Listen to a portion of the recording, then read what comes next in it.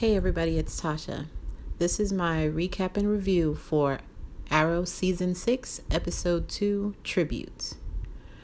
This episode of Arrow was really enjoyable, but in a very different way than last week's.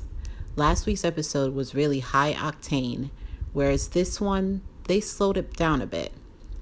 They really let the emotional beats hit, and those beats felt honest and earned, whereas in the past, it may have felt a bit contrived. So I'm just going to jump right in. This week's episode had 3 stories running throughout. The first being Oliver and his battle to find balance between his life as Oliver the father, his job as Mayor Handsome, and his duty as the Green Arrow. The second story was about Dig and the secret that he's hiding. And the third was a minor story that was focused on Felicity figuring out what she wants to do with her life outside of her work with Team Arrow. So with Oliver, we essentially pick up right where we left off last week, with him being outed as the Green Arrow. He does his usual political move, which is basically deny, and deflect, which doesn't necessarily work because this story has gone national. And that's where we meet FBI agent Samantha Watson, who shows up focused and determined to get the truth about Oliver and who he really is. But for the most part, Oliver leaves FBI agent Watson to Renee and Deputy Mayor Lance to deal with her because he has more pressing matters to contend with.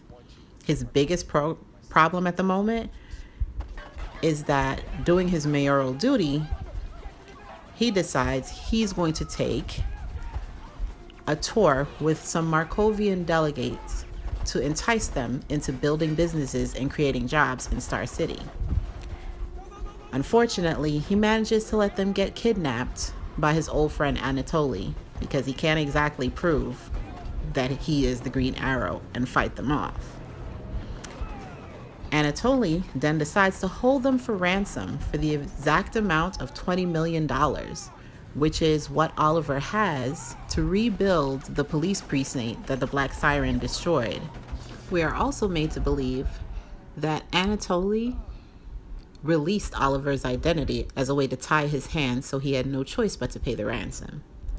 These storylines are seemingly wrapped up pretty easily by the end of the episode because Curtis and Felicity managed to hack the news station and say that the photo was digitally altered. And now I know some might ask, then what was the point of doing it in the first place if it was going to be cleared up that quickly?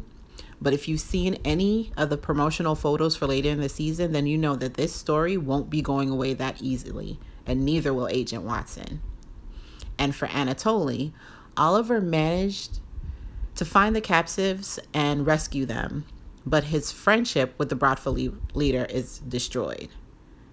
Anatoly needs the money to help him keep his tenuous hold on his organization, and he is livid that Oliver is not willing to give him the help and support that he needs.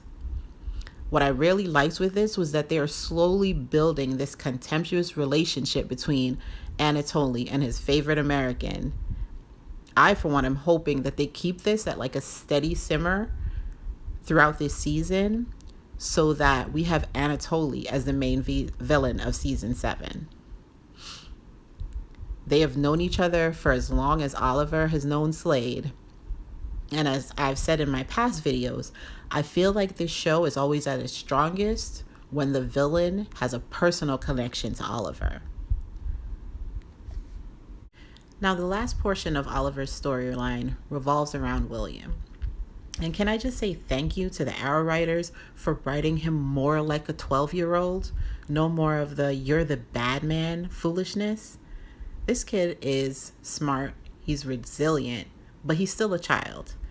And he still has fears and insecurities. And the main one is that he doesn't want to lose his father. Whether he likes Oliver or not, he's smart enough to know that Oliver is all he has.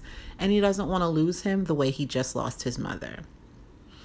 And in this episode, he lays some hard truths on Oliver and tells him that even though he may always want to make it home. Sometimes it's not going to be his choice when he's facing off against evil. Sometimes the bad guys win. Slade's words from last week about the difficulty in choosing between the person his son needs and the person the city needs come back ringing loud and clear, and Oliver has to make the hard choice. He decides that he's going to step down as Green Arrow so that he can be there for William. This decision is going to have some serious fallout because the person that he's depending on to fill his shoes is Diggle. And as we can all remember, Dig is having a hard time of his own. He doesn't have PTSD, as many had assumed. No, it's worse. During the explosion, he was hit by shrapnel that created nerve damage. He spends a better part of the episode trying to avoid and deflect a very rabid Dinah Drake who knows that he's hiding something. Eventually, he tells her the truth, but he wants to keep it from Oliver because he feels that Oliver has had too much on his plate. But quickly, during the rescue mission, he realizes that he's a liability on the team when Dinah almost dies because he can't take the shot. Dig decides that he can no longer hide the truth because his injury is degenerative. But when he goes to talk to Oliver about it, he doesn't get the chance because Oliver asks him to pick up the mantle of Green Arrow. I actually really like them going with this storyline because it gives more weight to the explosions. It gives more repercussions than just one death and one person in a coma. And David Ramsey is an amazing actor. He has the emotional range to really pull off this storyline. My only issue is, I'm just going to go ahead and say it, Felicity was paralyzed. She was paralyzed and Curtis made her walk. So if they're not able to find a fix for Dig, then that's a bit of an inconsistency with the writing. So Arrow writers, I'm going to need Dig to get a bionic arm.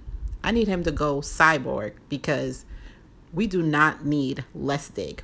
We need about 10 more of him. Now on the last story, we get the much lighter, more upbeat portion of the episode, which is basically Felicity coming to the realization that she needs to figure out what she wants to do with her life work-wise. She's no longer the CEO of Palmer Tech, and that severance pay won't last forever. So with the episode reaffirming just how amazing a team her and Curtis are, since they not only tracked Anatoly and the hostages, but also got the press off of Oliver's scent as the Green Arrow, they decide to open up their own tech company. This I'm excited about because I have always enjoyed their dynamic, and as I said in my Arrow Do's and Don'ts video for season 6, Curtis works much better when he's creating gadgets than he does when he's in the field. All in all, it was another strong episode with a lot of strong emotional beats. The scene between Renee and Oliver discussing the struggles of fatherhood, the speech Dig gave about why he chose to hide his injuries and how a soldier just pushes through, and William telling Oliver that he has a very real fear that he will end up alone. Those were all honest and very moving moments. And I like the groundwork that they've started laying for this season. I'm really looking forward to seeing where it goes. Like, how will Diggle handle the pressure of being the Arrow while he's hiding his injury from everyone on the team except for Dinah? How long will Oliver be able to stay out of the fight? I personally give it 3 episodes tops. And how long until we see Michael Emerson, aka Caden James, and find out what exactly it is that he wanted with Curtis's T-Sphere prototype?